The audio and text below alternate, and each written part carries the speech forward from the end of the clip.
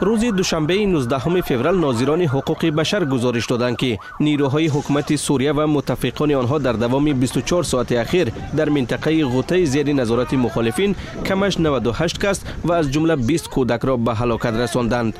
مؤسسه ناظر حقوق بشر سوریه علاوه کرده است که بر اثر حمله های هوایی و موشکباران غوطه بیش از 470 نفر دیگر جراحت برداشتند. نظامیان سوریه این خبر را شرح ندادند. حکومت سوریه اصرار می‌ورزد که هدفش تنها جنگجویان هستند.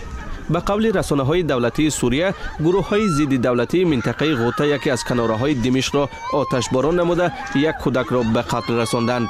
سازمان ملل متحد میگوید که در شرق منطقه غوطه تخمیناً 400,000 نفر به سر میبرند. غوطه با شهرک‌ها و خواجگی‌های کشاورزیش در کنار دمشق جایگیر بوده از سال 2013 در محاصره نیروهای دولتی سوریه قرار دارد.